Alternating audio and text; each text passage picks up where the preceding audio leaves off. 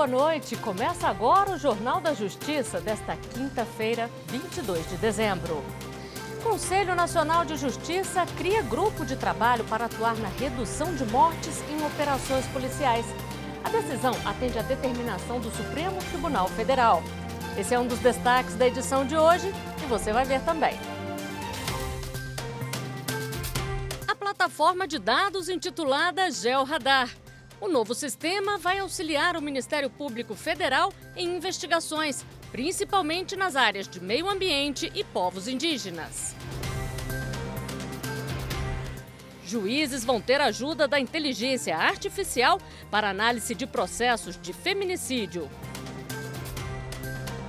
Mudança na Lei Maria da Penha, aprovada pelo Supremo, autorizou delegados e policiais a concederem medidas protetivas.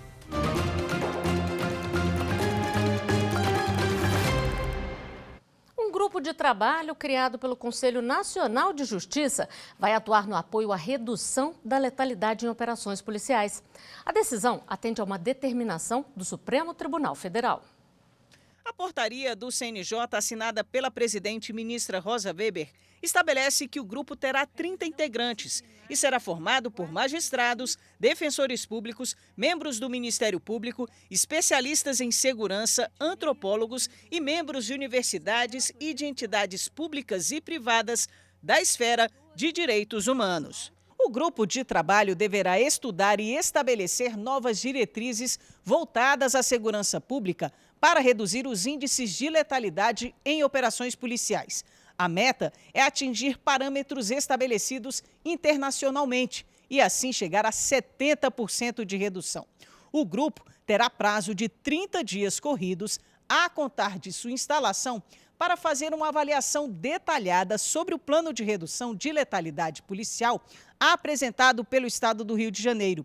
Caso entendam necessário, os integrantes poderão sugerir adequações para que as ações cumpram não apenas a decisão do Supremo, mas também as orientações da Corte Interamericana de Direitos Humanos. A criação desse grupo atende a uma determinação do Supremo Tribunal Federal, que discute na arguição de descumprimento de preceito fundamental 635 a letalidade das forças policiais do Rio de Janeiro.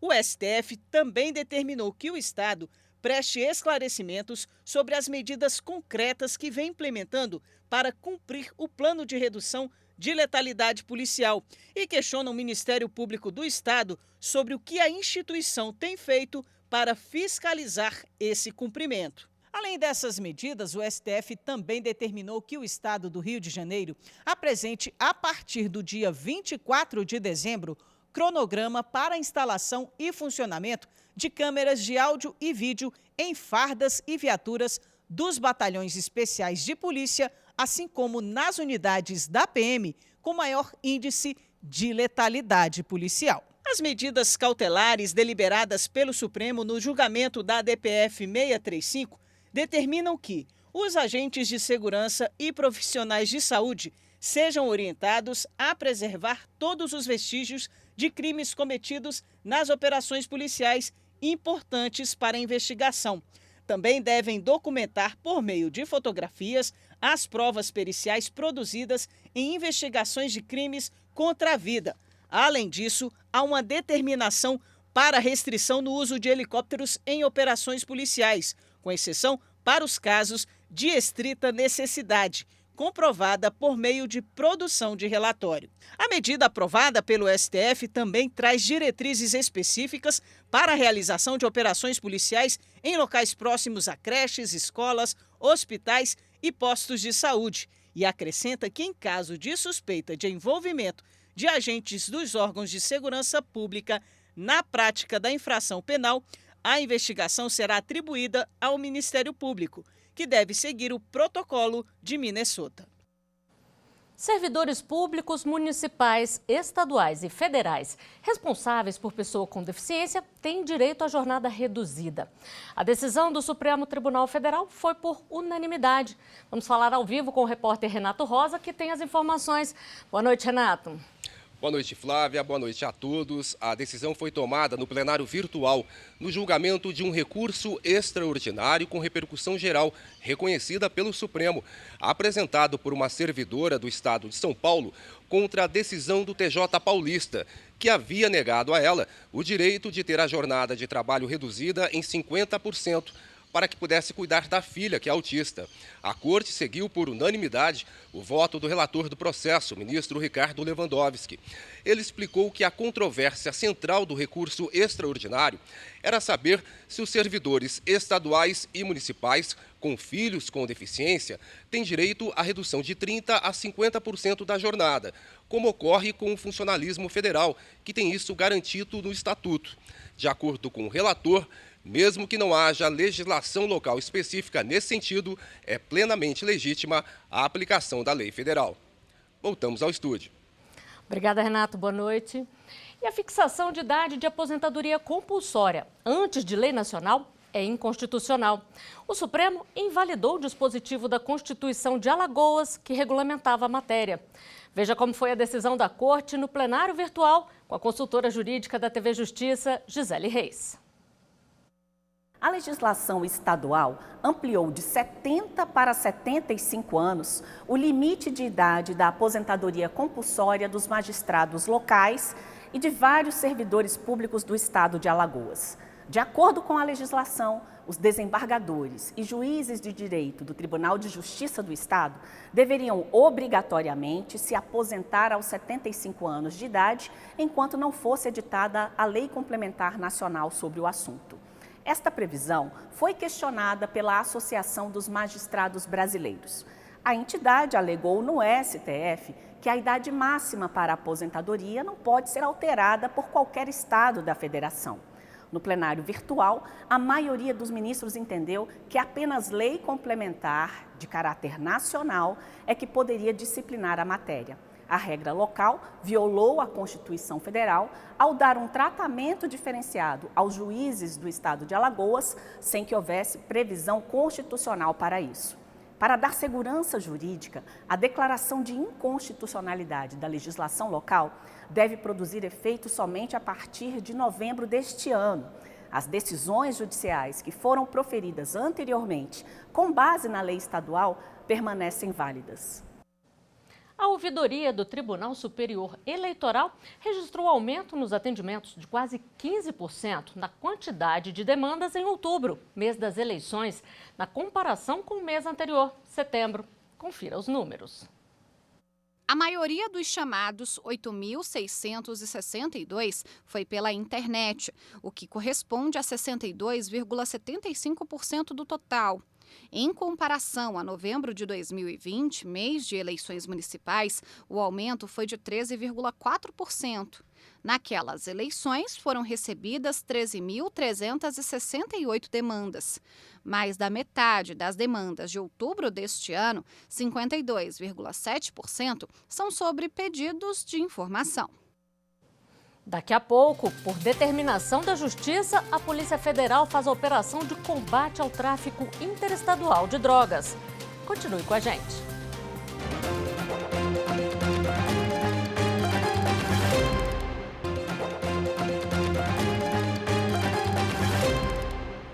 Por determinação da Justiça do Piauí, a Polícia Federal, em conjunto com a Polícia Civil do Estado, fez hoje a Operação Rota 135.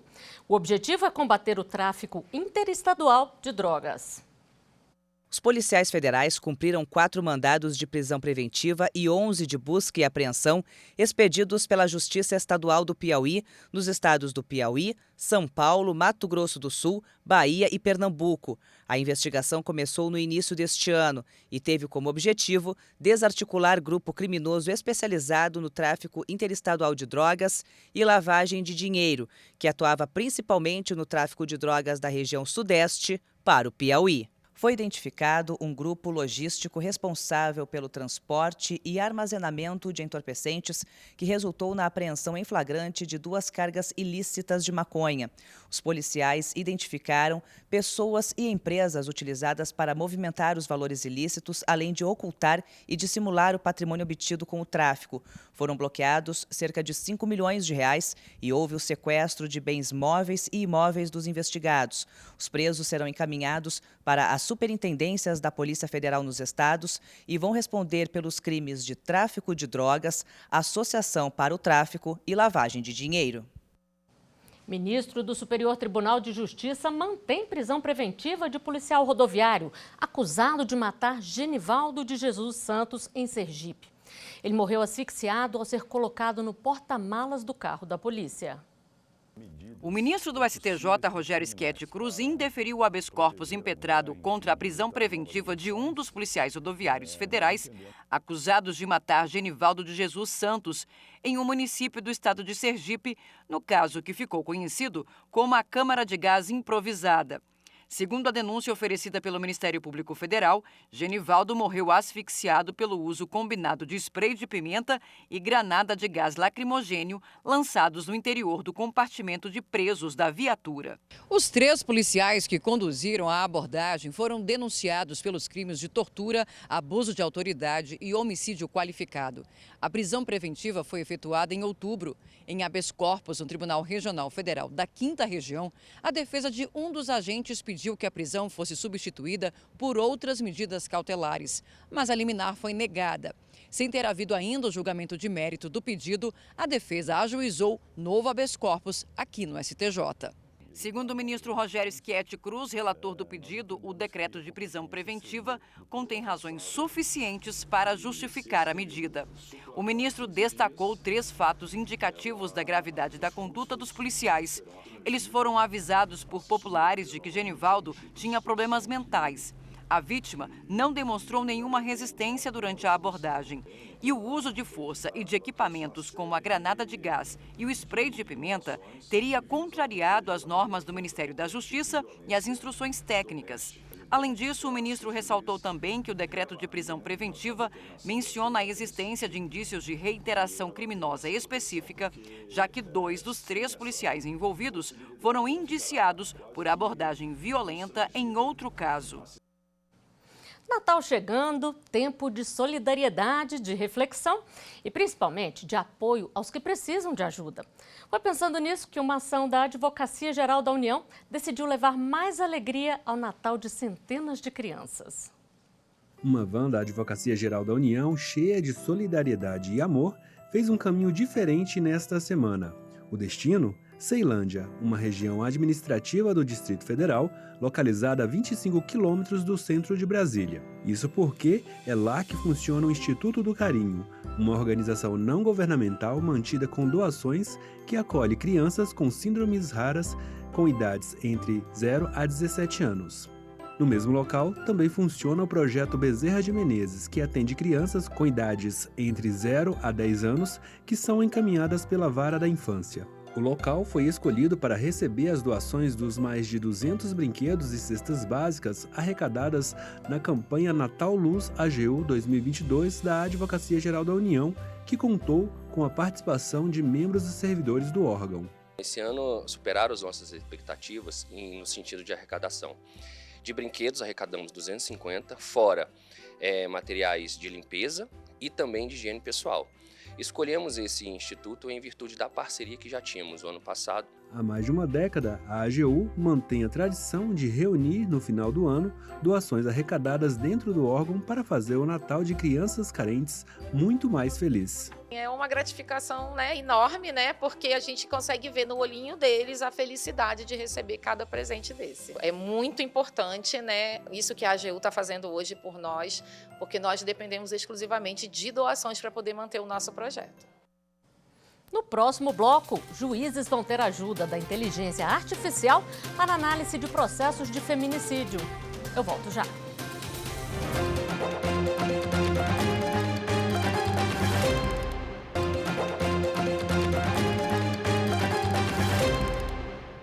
Você conhece a plataforma de dados intitulada GeoRadar? O novo sistema vai auxiliar o Ministério Público Federal em investigações, principalmente nas áreas de meio ambiente e povos indígenas. Confira. A ferramenta reúne mais de 300 bases de dados de órgãos públicos integrados ao sistema de investigação utilizados pelo MPF. O Georradar permite traçar um retrato completo do Brasil em investigações conduzidas pelo próprio Ministério, utilizando o cruzamento de dados geográficos, demográficos, sociais e econômicos de determinada localidade.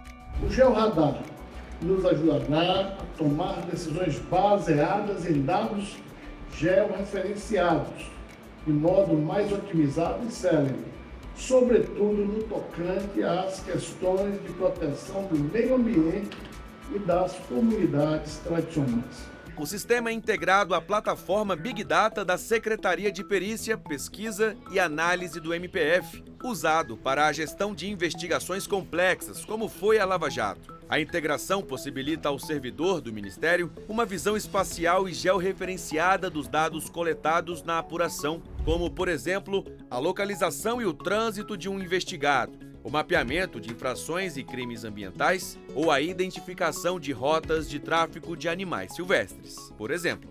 O Ministério Público Federal vai poder se inteirar quase que em tempo real de atividades ilegais, clandestinas, criminosas, né? Ocupação de territórios indígenas, de territórios tradicionais, áreas de preservação permanente. O Georradar transforma informações brutas em dados concretos de inteligência para que cada procurador possa aprimorar a investigação na sua região. A partir dessas bases de dados, o procurador pode, em apenas 2, 3 cliques, já ter acesso a todos esses dados e a ferramenta ela já produz automaticamente relatórios padronizados do Ministério Público, ou seja, documentos oficiais do Ministério Público que podem ser utilizados tanto em procedimentos administrativos como judiciais. Quem participou do processo desde o começo da elaboração da plataforma destaca a felicidade em ver o projeto pronto e em pleno funcionamento.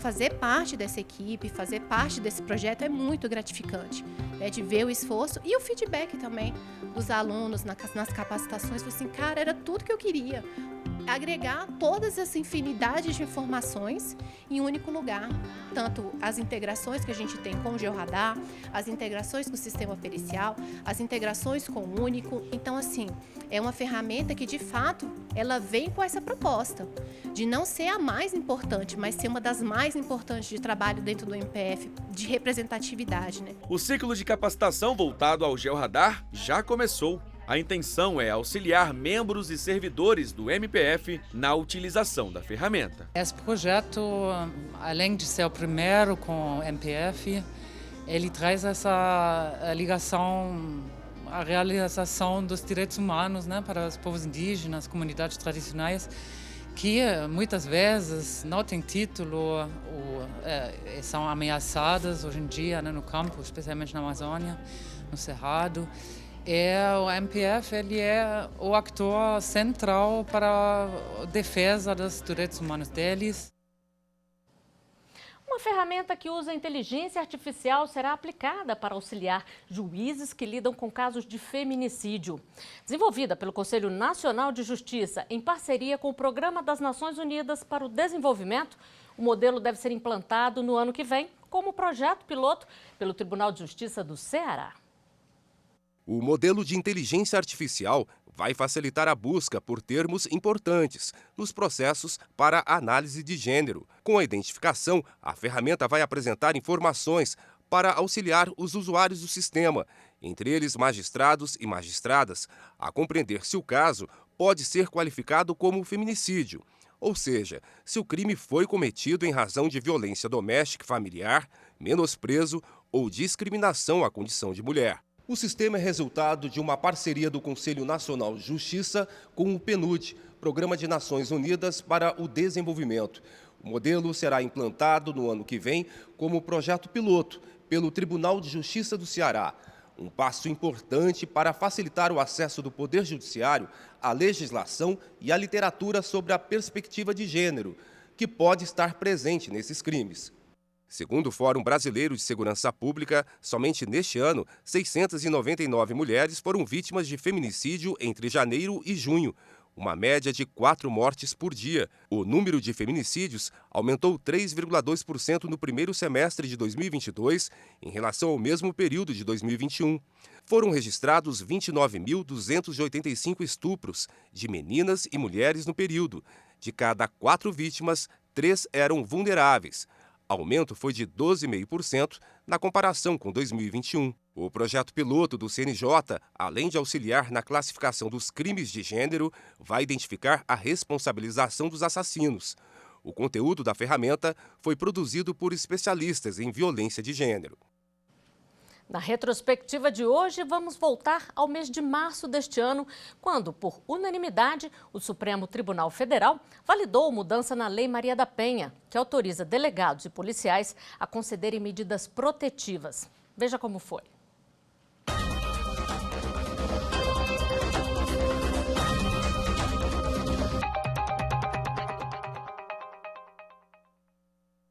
A Lei 13.827 de 2019, que alterou trechos da Lei Maria da Penha, prevê que o agressor será imediatamente afastado do lar pelo delegado de polícia quando o município não for a sede da comarca, ou pelo policial pelo mesmo motivo quando também não houver delegado no momento da denúncia. Nesses casos, o juiz deve ser comunicado em até 24 horas e decidir no mesmo prazo sobre a manutenção ou a revogação da medida aplicada. A Associação dos Magistrados Brasileiros questiona no Supremo essa autorização de autoridade policial aplicar medidas protetivas da Lei Maria da Penha, alegando ser de atribuição exclusiva do juiz essa função. Para a MB, os dispositivos ofendem o princípio da reserva de jurisdição, do devido processo legal e da inviolabilidade do domicílio. A entidade ressalta que, de acordo com o texto constitucional, entrar na casa de alguém sem o consentimento do morador só pode ocorrer em caso de flagrante delito, desastre ou durante o dia, mediante autorização judicial, o que não seria no caso de violência doméstica. Não se pode cogitar da possibilidade de um policial ou delegado vir a penetrar no lar, domicílio local de convivência, sem ordem judicial, para retirar alguém do ambiente e ainda mantê-lo afastado, privando de sua liberdade. O advogado-geral da União se manifestou contra a ação por entender que os dispositivos vieram para complementar a lei. Destacou ainda que a cláusula de inviolabilidade domiciliar ressalva expressamente a possibilidade de ingresso de terceiros ou da autoridade pública em casa alheia para prestação de socorro. Fica muito claro que a norma impugnada não viola, como dito, a reserva de jurisdição. Tampouco levaria, como diz a autora, a um suposto estado policialesco, conforme dito há pouco. O Procurador-Geral da República se manifestou pela procedência do pedido da AMB, por causa da ofensa ao princípio da reserva de jurisdição. Atribuir aos policiais, aos delegados de polícia, a competência para que, sem determinação judicial, promovam o imediato afastamento do agressor é medida que viola a reserva de jurisdição exigida para restringir o direito fundamental à liberdade de locomoção. O relator da ação, ministro Alexandre de Moraes, começou o voto destacando recomendação internacional sobre a retirada do agressor. A ONU recomenda, quando houver uma alegação de perigo imediato de violência, a legislação deve fornecer aos oficiais pertinentes a autoridade para ordenar a retirada de um demandado de casa e a sua permanência a uma distância segura do sobrevivente. Estabelecer que o procedimento ocorra em caráter ex parte, sem qualquer audiência, e deve outorgar prioridade à segurança do sobrevivente sobre os direitos de propriedade e outras considerações. Então, essa recomendação internacional da ONU não prevê como, no mais das vezes, os países não estabelecem a necessidade sempre de ordem judicial. Moraes também fez questão de citar dados sobre casos de violência doméstica. Aproximadamente 17 milhões de brasileiras sofreram violência física, psicológica ou sexual nos últimos 12 meses. É um número absurdo. 4,3 milhões de mulheres brasileiras foram agredidas fisicamente com tapas, socos ou chutes. Para Moraes, houve uma adequação da lei à nossa realidade e, por isso, ele votou pela improcedência da ação, ou seja, os dispositivos são constitucionais. Afasto a afirmação, que é uma das afirmações da autora, da MB, de que aqui haveria uma absoluta cláusula de reserva jurisdicional prévia. Ou seja, se não houver ordem judicial, não há possibilidade desse afastamento. Eu afasto isso porque a Constituição assim não exige.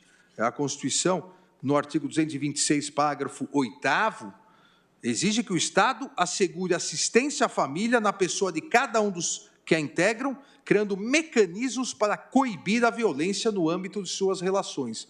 O plenário, por unanimidade, acompanhou o voto do relator e considerou os dispositivos constitucionais, entendendo que delegados e policiais podem aplicar medidas protetivas da Lei Maria da Penha. Há um princípio basilar na Lei Maria da Penha, que está disposto no artigo 10º, jamais questionado. Na hipótese da iminência ou da prática de violência doméstica e familiar contra a mulher, a autoridade policial que tomar conhecimento da ocorrência adotará de imediato as providências cabíveis. Então, há várias espécies de providências, dentre outras, essa providência de não permitir o contato do agressor com a vítima.